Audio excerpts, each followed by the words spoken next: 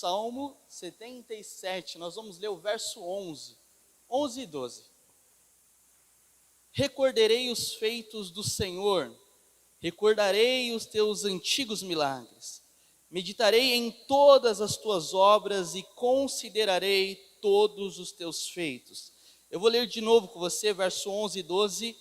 Recordarei os feitos do Senhor, recordarei os seus antigos milagres, meditarei em todas as tuas obras e considerarei todos os teus feitos. Senhor, nós somos gratos pela tua palavra que é suficiente para nos mudar, Deus. A tua palavra que é suficiente para transformar as nossas vidas. Nós não estamos aqui, Pai, por causa da liturgia, o estilo do culto, Pai. Nós estamos aqui porque amamos ouvir e aprender sobre o Senhor. Nós queremos a tua palavra porque ela é suficiente para nos libertar. Em nome de Jesus, que o pastor, que líder nenhum aqui nesse lugar seja o centro, mas que o Senhor seja exaltado, glorificado, honrado, em nome de Jesus. Nós te aplaudimos, Jesus. Nós te aplaudimos.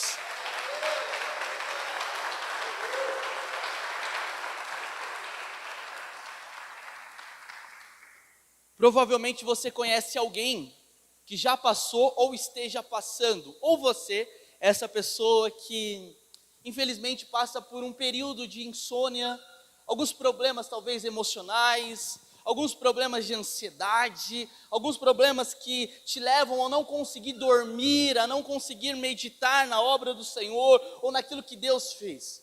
E é curioso porque no Salmo 77 nós vemos que o salmista, ele também estava passando por isso. É curioso que eu vou chamar a sua atenção para o verso 1, olha comigo o que ele fala, ó. Clamo a Deus por socorro. Então perceba, clamo a Deus por socorro, clamo a Deus que me escute. Quando estou angustiado, busco o Senhor. De noite estendo as minhas mãos sem cessar, a minha alma está inconsolável. Lembro-me de ti, ó Deus, e suspiro. Começo a meditar e o meu espírito desfalece.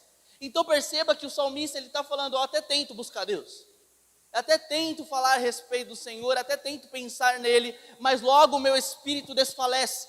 As preocupações, as lutas, a ansiedade enche a minha vida, enche os meus pensamentos. Perceba comigo, ó. Vamos ler de novo, vamos ler comigo agora a partir do verso 4. Não me permite fechar os olhos. Então perceba que o salmista ele não dormia. Ele não conseguia dormir como muitas pessoas hoje na atualidade têm passado. Não me permite fechar os olhos. Tão inquieto estou que não consigo falar. Fico a pensar nos dias que se foram, nas coisas do passado que acabam me tirando o sono. Essa partezinha eu que coloquei agora. Nos anos há muito passados, de noite recordo as minhas canções. O meu coração medita e o meu espírito pergunta: irá o Senhor rejeitar-nos para sempre? Jamais tornará a mostrar-nos o seu favor? Desprezará para sempre o seu amor, ou não manifestará mais o seu amor, ou demonstrará mais o seu amor? Acabou-se a sua promessa? Esqueceu-se Deus de suas misericórdias? Então perceba que o salmista, queridos, ele está falando: Deus, será que o Senhor não é mais misericordioso? Será que o Senhor esqueceu de ser misericordioso? Será que a destra do Senhor não trabalha mais? Será que o Senhor não tem agido mais com amor? Eu tento, mas os problemas têm me afligido, as dificuldades têm me enchido, as lutas têm arrancado o meu sono. Eu tento, Deus, mas os problemas do passado, as lutas, os erros, as falhas do passado têm arrancado o meu sono. Eu não consigo dormir. Deus, será que o Senhor não é mais misericordioso? Será que o Senhor não ama mais? E quantas vezes você já pensou isso? Será que Deus existe? Será que Ele continua fazendo? Será que Ele continua sendo misericordioso? Porque eu não consigo dormir? Porque a ansiedade, o medo, a preocupação tem arrancado o meu sono. E aí, o salmista, ele traz uma lição para nós que me chama a atenção, e eu quero ver com você a partir do verso 13. Olha comigo que lindo. A partir do verso 13, ele fala assim: teus caminhos, ó Deus, são santos. Que Deus é tão grande como o nosso Deus. Tu és o Deus que realiza milagres. Mostras o teu poder entre os povos, com o teu braço forte resgataste o teu povo, os descendentes de Jacó e o de José. As águas te viram, ó Deus, as águas te viram e se contorceram até os abismos estremeceram. Agora o salmista mostra uma estratégia para nós, para você que não consegue dormir, que a preocupação tem arrancado seu sono, o medo, a aflição, será que eu vou conseguir um emprego? Será que eu não vou sair dessa situação? Ele começa então a recordar as obras do Senhor do passado. Agora o salmista, ele começa a trazer na mente as obras que o Senhor fez no meio do povo de Israel, o cuidado de Deus com o povo de Israel, com os irmãos dele, com os parentes dele, com os descendentes. Ele começa a lembrar que Deus abriu o mar vermelho, que Deus tinha libertado o povo da escravidão do Egito. Ele começa a lembrar das obras do Senhor do passado. E essa é uma estratégia para que consigamos descansar nele, começar a lembrar que até aqui o Senhor tem cuidado do seu povo, começar a lembrar que o Senhor é o Deus que abriu o mar vermelho, e ele se manifesta da mesma forma, cuidando daqueles que confiam e colocam a sua esperança nele, começando a lembrar que Deus, ele cuidou do povo de Israel, ele fez o povo de Israel a vencer inimigos, ele levantou o povo de Israel para tirar opressores do meio do povo de Deus. É o Deus que tem cuidado da igreja, é o Deus que tem cuidado de você. Começar a lembrar que se nós estamos hoje aqui, é porque ele cuidou de você.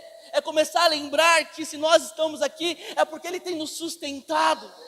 E o salmista, ele começa a trazer as obras do Senhor do passado na mente. Ele começa a meditar: Senhor, o Senhor abriu o mar. O mar se submeteu ao Senhor. Sabe, se o mar se submeteu ao Senhor, eu creio que o Senhor está no controle, mesmo que isso esteja tirando o meu sono, mesmo que pareça que o Senhor está a quilômetros de distância, mesmo que os problemas continuam vindo, eu creio que o Senhor é o meu Deus. O Senhor continua sendo o mesmo ontem, hoje e eternamente, e é nesse Deus que nós confiamos. E a primeira lição que eu trago para você é a força do testemunho. Sabe, o salmista começou a lembrar e testemunhar e falar de coisas que o Senhor fez na vida do seu povo. A força do testemunho, quando a gente começa a lembrar do testemunho bíblico, quando a gente começa a lembrar dos detalhes, como Deus livrou Sadraque, Mesaque e Abednego, como Deus livrou Daniel, como Deus livrou aqueles homens que confiaram nele, quando a gente começa a lembrar que Deus, apesar dos seus irmãos terem vendido José como escravo, Deus cooperou, pegou tudo aquilo e fez para a glória dele.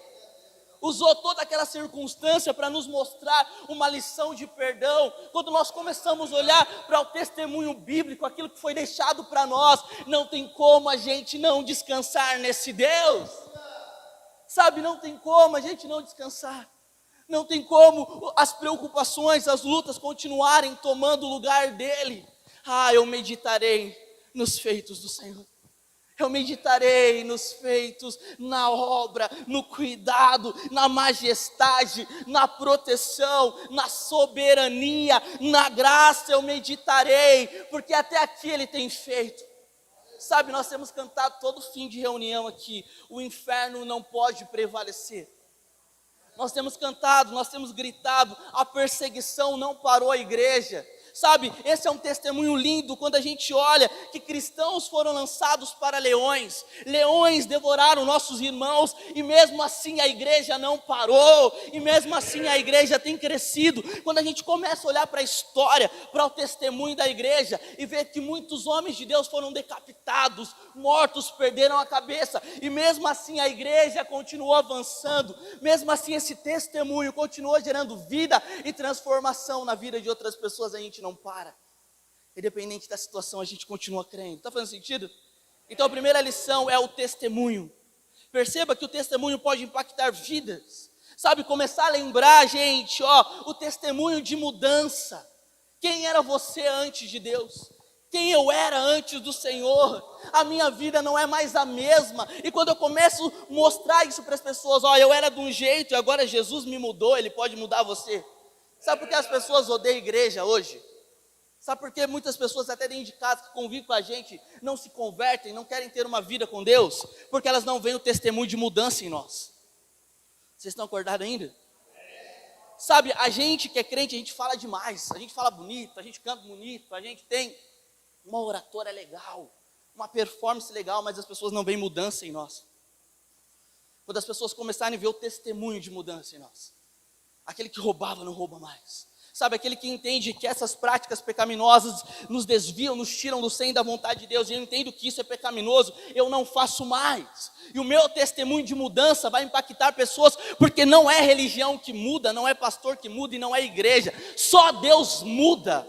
E quando Deus muda uma pessoa, gera impacto. Está fazendo sentido? Quando Deus pega um Saulo, um cara que tinha prazer na morte dos cristãos, um cara que tinha alegria, ele perseguiu o cristão, prendeu o cristão e muda Saulo, muda a vida desse homem. Agora aquele que era perseguidor se torna perseguido, gera impacto, testemunho de mudança. Está fazendo sentido para você que está aqui? Quando a gente entende do testemunho, querido, não tem como a gente ficar meditando nos problemas, e esses problemas nos roubarem do processo, do plano de Deus. Eu começo a meditar nos feitos do Senhor. Eu começo a meditar que Ele continua sendo Deus. Como Ele cuidou do seu povo. Como Ele tem cuidado. Sabe, se você está aqui nesta manhã, Ele te trouxe aqui, não foi para falar para você que você é extraordinário, que você é fofo, que você não falha, que você não erra. Não foi isso. Ele veio falar para você que independente dos teus erros, das tuas falhas, Ele continua sendo Deus que cuida e quer mudar você, quer transformar você, quer te empurrar para o propósito dEle para você. Ele não está falando para você viver de qualquer jeito. Isso é uma teologia liberal.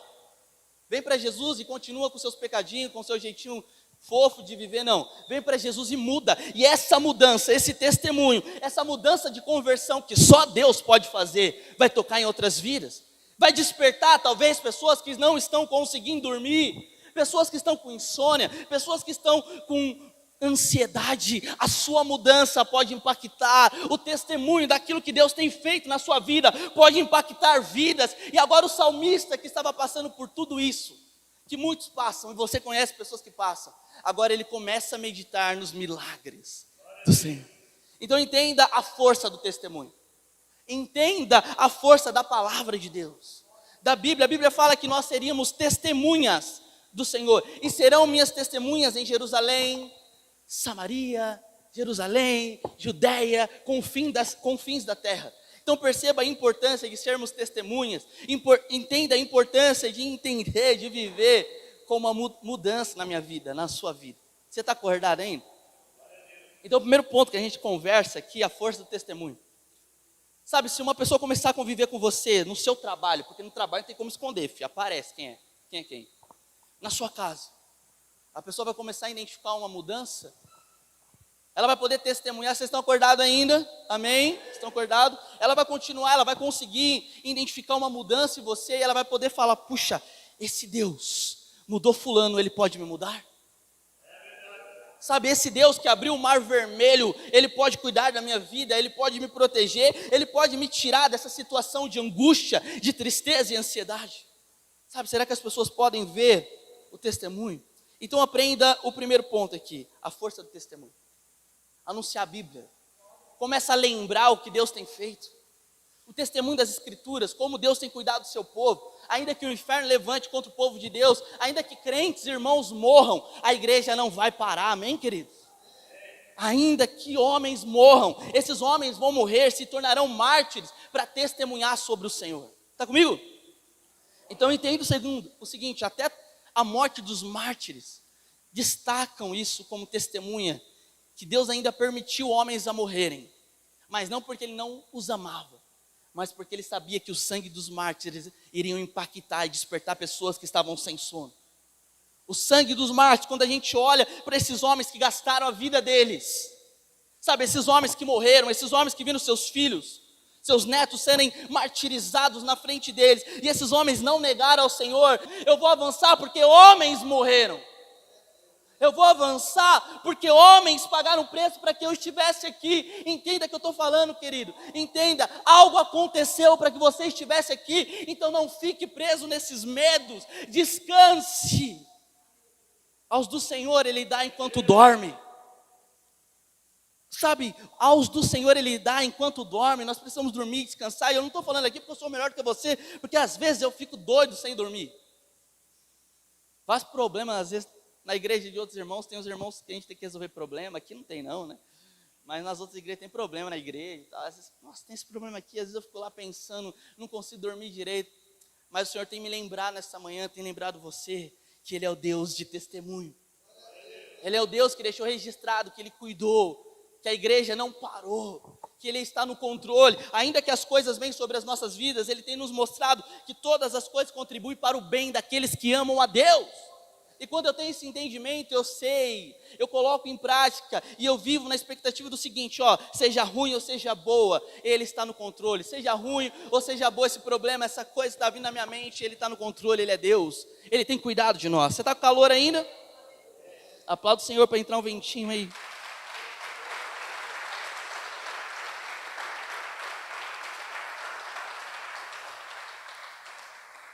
Outro ponto que a gente vê aqui para você não dormir, isso precisa ficar carimbado na sua mente. O Senhor nunca deixou de cuidar de nós. Isso é motivo de alegria e regozijo. Ele cuida dos pardais, Ele cuida dos passarinhos, sabe? Ele cuida dos animais. Imagina dos homens que foram feitos à sua imagem e semelhança. Sabe, se você está aqui e essa ansiedade, esse medo tem tirado o seu sono, essa preocupação tem tirado o seu sono, entende o seguinte: o Senhor nunca deixou de cuidar de nós. O Senhor nunca deixou de cuidar de nós, querido. Ele nunca deixou de cuidar daquele que confia. Então perceba, para a gente não entrar numa doutrina errada, porque aí a gente entra numa doutrina errada. Deus não deixa de cuidar de quem? De nós, de quem confia nele. Se não confiar nele, ele não cuida não. Está acordado ainda?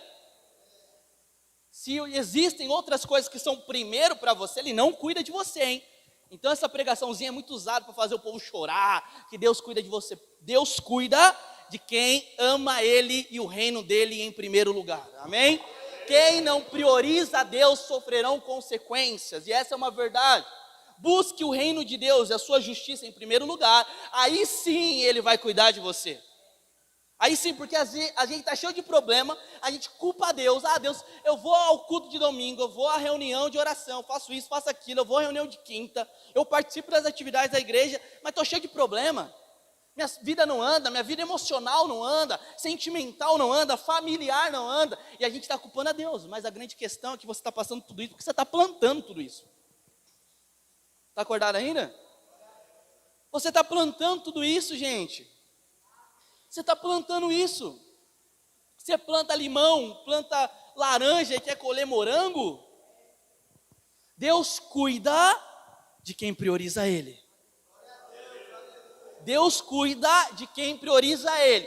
Quem busca o reino, quem prioriza o reino, demônios não podem tocar. Macumba não pode tocar. O olho gordo do seu irmão não pode tocar.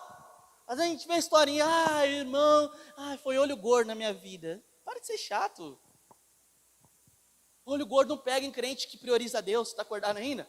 Macumba não pega em crente que prioriza Deus. Pode colocar seu nome na boca do sapo lá que não pega. Vai queimar a língua do sapo. Em nome de Jesus, queima sapo. Está acordado ainda? Não cai. Sabe, não pega nada, porque Deus prioriza, Deus cuida daqueles que priorizam Ele. Está fazendo sentido? Então entenda, se você tem priorizado a Deus, se Deus tem sido primeiro para você do que talvez a pornografia, se Deus tem sido primeiro para você do que a mentira, se Deus tem sido primeiro para você do que a Netflix, eu gosto de uma Netflix, essa foi para mim, se Deus tem sido primeiro para você do que uma rede social, Deus cuida. Se Ele tem sido o primeiro. Agora, se Ele não tem sido o primeiro, segura o BO, querido. Você está acordado ainda? Comece a priorizar Deus, gente. Eu não estou aqui para você me amar, não, falar que me ama. Não estou aqui falando para você que você tem que me honrar, que você tem que dar dinheiro na igreja. Eu estou aqui falando para você, priorize a Deus. Ame a Deus, o reino dEle, aquilo que Ele ama. Quem ama a Deus, ama o que Ele ama. Prioriza o que Ele prioriza. Gasta o tempo naquilo que Ele nos ensina a gastar o tempo. Onde eu estou gastando meu tempo? No que eu estou gastando meu tempo? Vocês estão acordados? Sabe, a gente fala que ama a Deus, a gente canta que vai falar que vai gastar a vida. E toda hora está mentindo. Sabe, toda hora uma desculpa, toda hora uma desculpa, toda hora é um pecado. Ei, deixa eu falar uma coisa para você que está aqui, ó. Priorize a Deus, que Ele cuida de nós. Priorize a Deus, que Ele cuida de você. Busque o reino dEle. Gente, busque o reino de Deus, porque Ele cuida nos mínimos detalhes. Eu não estou falando para você que você não vai passar necessidade. Eu não estou falando que você não vai passar luta, não. Quando a gente prioriza a Deus, a gente não se torna imune a problemas. Isso é uma mentira da teologia da prosperidade, do neopentecostalismo que existe por aí. Isso é uma mentira. Eu estou falando o seguinte, você prioriza a Deus e entenda que talvez você vai morrer como mártir. Você prioriza a Deus e entenda que talvez será traído por pessoas. Você prioriza a Deus e entenda que terá um Judas na sua vida. Entenda que pessoas irão trair você, virão as costas para você, mas você tem priorizado a Deus. E independente de tudo isso, você entende que Ele está cuidando de você. Se perseguiram o seu Senhor, se perseguiram Jesus, vão perseguir os seus seguidores. Sabe, se a sua vida está confortadinha, ninguém te confronta. Sabe, ninguém fala que você está sendo radical. E eu não estou falando de ser crente chato, porque tem uns crentes que é chato. É ou não é? Só na igreja dos outros, aqui não tem não, né? Tem crente chato aqui também? Tem crente chato aqui também. É ou não é? Tem crente que é chato. Sabe, eu não estou falando de religiosidade. Porque o religioso, ele coa um mosquito e engole um camelo. O que é coar um mosquito? Ele tira um mosquitinho do copo de água dele, mas lá dentro tem um rato e ele não liga para o rato. Ele tira o mosquito, a formiguinha, mas ele toma com o rato dentro. O religioso é isso. Ele vê um mosquitinho ali, é pecado. Essa fita de LED é pecado, estou usando exemplo. Mas está lá adulterando na pornografia, falando mal, fofoca, maledicente, não olha para o fofoqueiro agora, mas está lá. E está lá, a parede preta é pecado. Mas mente 24 horas por dia. Com o mosquito engole o camelo. Está acordado ainda?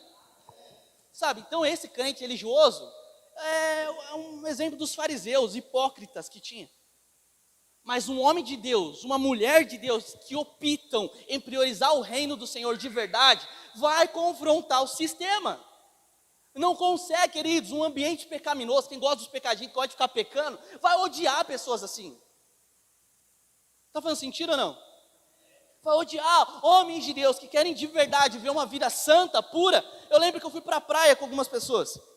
E eu fui para a praia e a gente estava jogando eu nem lembro o nome do jogo lá na praia, não lembro agora o nome do jogo, a gente estava jogando. E os caras olhavam para mim, primos, amigos, e começavam a falar, meu, você não olha para as mulheres, o tanto de mulher aí, meu. Você não olha para as minas, cara? Eu falei, cara, eu estou curtindo aqui, jogando com você, tomando um refrigerante, estou de boa. Por que eu preciso ficar olhando para as meninas? Na época eu era solteiro, eu falo, meu, eu creio que na hora certa eu vou conhecer uma mulher, uma esposa, e vou olhar para ela, vou olhar todo dia, para a glória de Deus. Uau! Sabe, tipo, agora, meu, é zoado. Isso não é ser homem. Ser homem é você ali conquistar sua esposa todo dia. Cuidar dela como vaso mais frágil, é estudar a Bíblia com ela. É ser um homem bíblico e honrar a sua esposa dentro de casa. Empurrar ela para um relacionamento com o pai, não é ficar saindo pornografia, saindo com várias mulheres, não. Isso é homem sem vergonha. E você está aqui, eu falo na sua cara, não é indireta não, é para você mesmo que está aqui. Se quiser conversar comigo, depois me chama que a gente bate um papo. Eu e você, só nós dois. Você está acordado ainda? Está acordado ainda? Isso não é ser homem. Casamentos estão destruídos, mulheres estão arrebentadas, isso não é ser homem. Mulheres estão arrebentadas, porque nós não assumimos hombridade bíblica dentro da nossa casa, o que tem de marmanjo na pornografia, na masturbação, e acham que são top, e ainda estão arrebentando a igreja, qualquer coisa, igreja, não julga, fica julgando a gente, lógico. A Bíblia é o tempo todo falando que isso arrebenta com a sua casa, arrebenta com a sua família, arrebenta com seus relacionamentos, e você quer que a gente fale que você é fofo fazendo isso? A gente te ama tanto que a gente está gritando na sua cara, isso daí vai continuar quebrando você, vai continuar arrebentando você. Está fazendo sentido? O Senhor nunca deixou de cuidar de nós.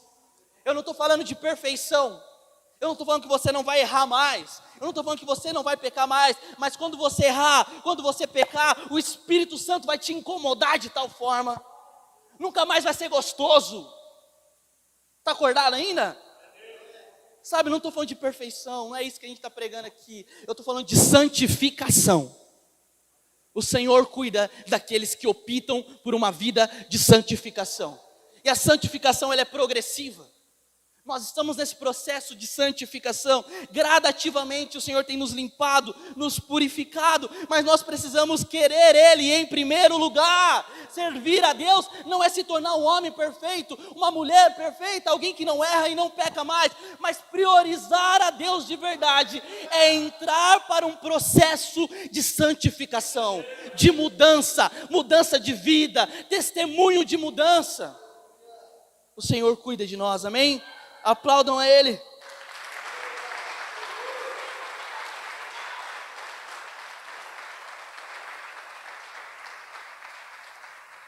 Então grave isso, o Senhor nunca deixou de cuidar de nós. E ainda dentro desse ponto, para a gente passar para o próximo, eu não estou aqui julgando de uma forma errada. A Bíblia fala para a gente fazer julgamentos justos, julgamentos bíblicos. E como que a gente faz um julgamento bíblico? Como Jesus agiria? Como Jesus julgaria? Porque tem uma mensagenzinha aí, não julga, não pode julgar as pessoas. Pode julgar as pessoas sim, biblicamente pode julgar, amém? Essa ideia de não julgueis é uma ideia que as pessoas gostam do liberalismo. Não quer mudança de vida. Cuidado com essa ideia, não julgue. Não, você pode julgar, amém? Você pode me julgar biblicamente. Essa ideia, cada um cuida da sua vida, não existe na igreja. Não existe na igreja, cada um cuida da sua vida, não. Em uma comunidade bíblica, um cuida do outro. Em uma comunidade bíblica, um tem voz na vida do outro. Numa comunidade bíblica, um tem liberdade para dar um toque. Ó irmão, está errado, isso vai te matar, isso é pecado. A Bíblia fala, em uma comunidade bíblica não existe essa. Não existe essa, cada um cuida da sua vida. Você está acordado ainda?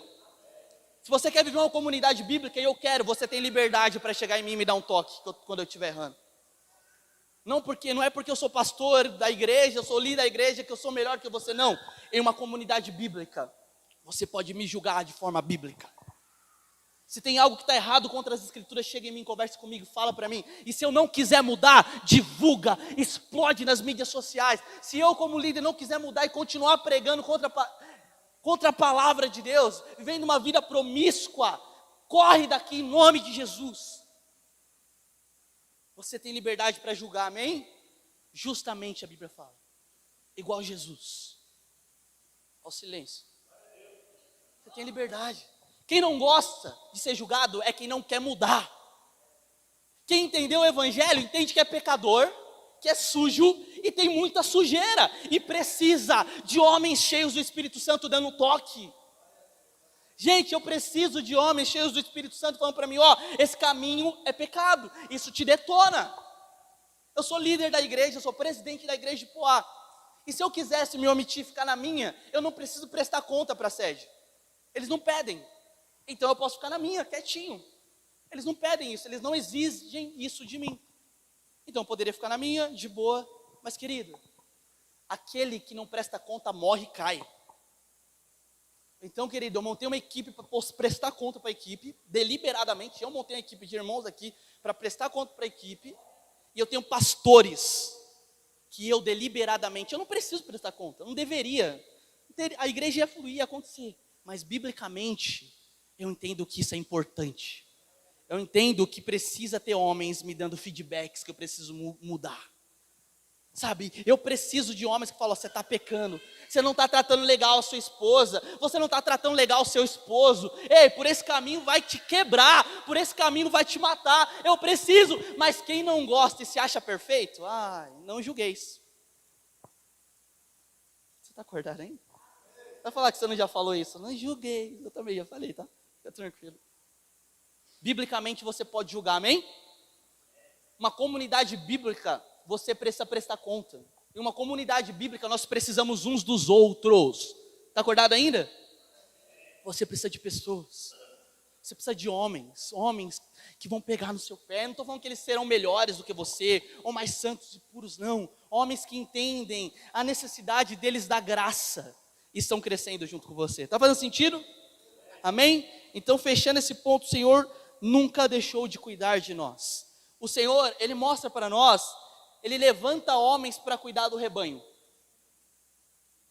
Sabe, ele levanta pastores, ele levanta líderes, pessoas para caminharem com você. Então esteja perto de homens que serão usados por Deus para cuidar de você. Está fazendo sentido ou não? Todos nós, eu preciso ser pastoreado. Sabe, essa ideia não precisa da igreja não, que eu sou igreja, é maligna. É maligna. É uma ideia maligna de Satanás junto com a sua equipe demoníaca. É maligna. Não, eu sou a igreja, não preciso frequentar um templo, porque eu sou a igreja. É a ideia de quem se acha top demais. Para que eu vou lá na igreja? Todo mundo erra. Eu sou tão boa. Sou tão bom. Você está acordado ainda? Aqui é um ambiente de quem entende que é pecador e precisa de Jesus. Proibida a entrada de pessoas perfeitas. Quem se acha perfeito não vem para a igreja. Quem se acha melhor do que as pessoas não vem para a igreja. Porque para que eu vou para a igreja? Todo mundo erra. Você deixa de ir para a academia porque tem um irmão de 200 quilos lá? Você deixa? Você está acordado ainda? Ah, não vou para a igreja porque tem um hipócrita. Aqui tem lugar para outro hipócrita. Olha para a pessoa do seu lado e fala, tem lugar para você. Está fazendo sentido? O Senhor cuida de quem entende de tudo isso. O Senhor cuida de quem entende a necessidade de pessoas falando na vida. O Senhor cuida de quem entende a necessidade de discipulado. O Senhor não vai aparecer em pessoa para falar para você que você está errando. Não, Ele vai usar pessoas. E Ele não está falando que você está errando porque as pessoas não estão falando porque se acham superiores, mas porque te amam e isso detona a sua vida. Isso detona a sua casa, detona a sua família. Está fazendo sentido ou não? Terceiro ponto que a gente aprende antes de você tacar a cadeira em mim. Em momentos de dificuldades, lembre-se das bênçãos que o Senhor já fez na sua vida. Em momentos de dificuldade, nesses momentos que tem arrancado seu sono, que tem trazido ansiedade, preocupação, comece a lembrar das bênçãos, do cuidado, da misericórdia do Senhor. Ele cuidou de você. Quantos livramentos! Quantos livramentos! Quantas pessoas morreram pela Covid-19 e nós estamos aqui? Quantas pessoas estão morrendo agora e nós estamos aqui? Comece a lembrar dos livramentos. Se você está aqui hoje, é porque ainda tem esperança, ainda tem vida, ainda tem oportunidade para você. Nesses momentos de angústia, nesses momentos de ansiedade, comece a lembrar que o Senhor não permitiu que te matassem, porque você merecia ser morto. Eu merecia ser morto.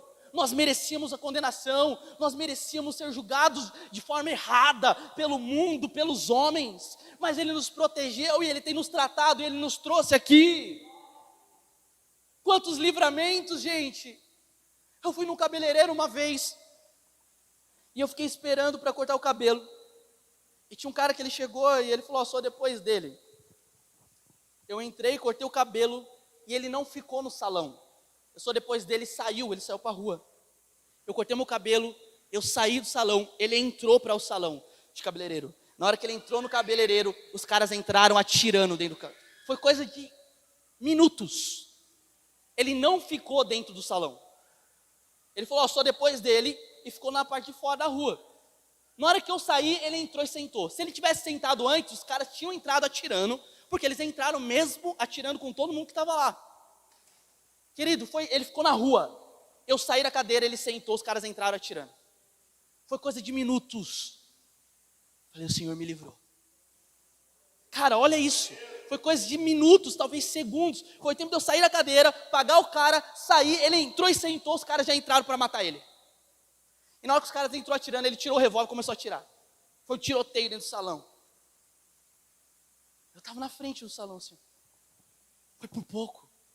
Sabe, comece a lembrar dos livramentos. Comece a lembrar nesses momentos de angústia, de ansiedade, de medo, de insônia. Comece a lembrar que o Senhor ainda tem cuidado dos seus filhos. O Senhor ainda tem cuidado de você. O Senhor tem cuidado da sua casa. O Senhor tem cuidado do seu trabalho. Comece a lembrar da cruz. Comece a lembrar da cruz do Calvário. Ele morreu por nós, Ele morreu no nosso lugar. o castigo que nos traz a paz estava sobre ele. Comece a lembrar que há vida para nós, que há esperança para nós, que há salvação para nós, que tem mudança para nós. Comece a lembrar disso. Está fazendo sentido? Sabe que ele começa a lembrar da cruz, grave isso. O inocente morreu por causa de você. Estou sendo explícito assim, ó, por causa de você e de mim. Mas ó, o inocente morreu no seu lugar. Você merecia a cruz. Eu merecia ser crucificado por causa dos meus erros, dos meus pecados, eu merecia. Mas alguém que nunca pensou de uma forma errada de alguém que nunca mentiu, alguém que nunca julgou de uma forma errada, alguém que nunca fez nada pecaminoso, levou o meu castigo. Comece a lembrar disso. Sabe, se você não tem tido sono, comece a lembrar que Deus morreu no seu lugar.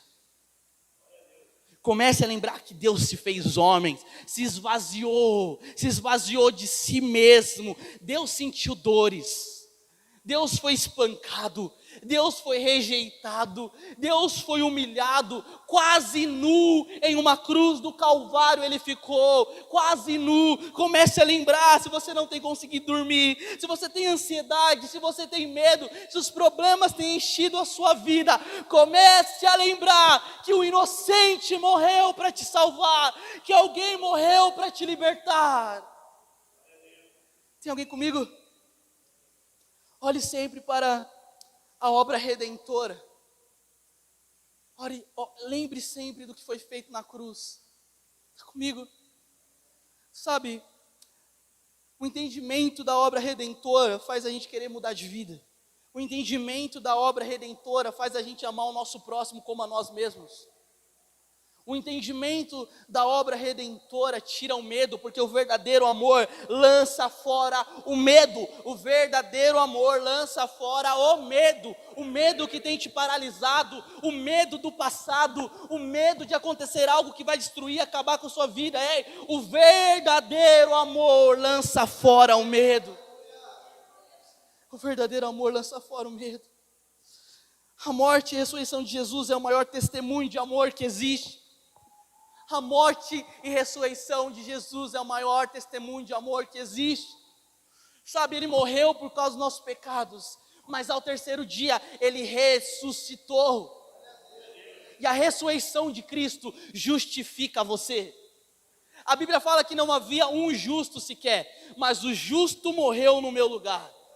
Ele morreu por causa dos nossos pecados. A ressurreição dele anula o castigo que nós deveríamos receber. Nós somos justificados, amém? Nós podemos ser chamados de justo agora, mas não por causa da nossa própria justiça, não por causa da nossa obra, mas por causa da obra do Calvário, mas por causa da obra de Cristo. E não tem como olhar para tudo isso e viver uma vida travada, com medo, depressiva, ansiosa. Não tem como. Eu vou entregar tudo porque o inocente morreu por mim. Eu não vou deixar a depressão me parar, eu não vou deixar o medo me parar, eu não vou deixar os medos, as preocupações, a ansiedade, a doença, a falta de dinheiro me parar, porque existe alguém que é muito maior do que isso.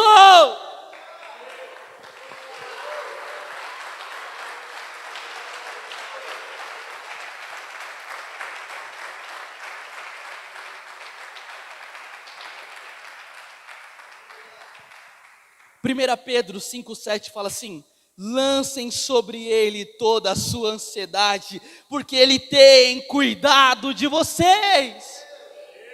Lancem sobre ele todos os medos, todas as ansiedades, todos os questionamentos, o porquê, Deus. Lance sobre ele, porque ele tem cuidado de você. Ele está no controle, Ele ama você. Se você está aqui nesta manhã, é porque ainda há esperança para você, e há esperança através de você. Pessoas precisam ouvir o seu testemunho, que você não desistiu. Seus filhos, os seus parentes precisam ouvir o seu testemunho, que mesmo que você tenha passado como salmista por momentos de ansiedade, sem sono, com insônia, você voltou os seus olhos para as obras do Senhor. Você voltou os olhos para Deus. Você não desistiu. Você se tornou uma testemunha fiel do Senhor. Lance sobre Ele o seu medo. Se você chegou aqui com ansiedade, se isso tem travado você, a preocupação, o medo do futuro, o excesso do passado, se você tem passado por isso, isso tem arrancado seu sono, lance sobre o Senhor nesta manhã. Descanse no Deus que cuida dos passarinhos. Descanse no Deus da Bíblia. Descanse no Deus que cuida de nós. Descanse no Deus que te trouxe aqui. Você não veio aqui por conta própria. O Espírito Santo te trouxe aqui nesta manhã para falar para você descansar nele. Dormir nele. Ah, homem, alma, aquieta minha alma. Descansa no Senhor. Em paz me deito e logo pego no sono, porque só o Senhor me faz repousar em segurança. Em paz me deito e logo adormeço, porque o Senhor é o Deus que cuida de mim. Coloque diante do Senhor. Eu quero orar por você, você pode abaixar sua cabeça no seu lugar.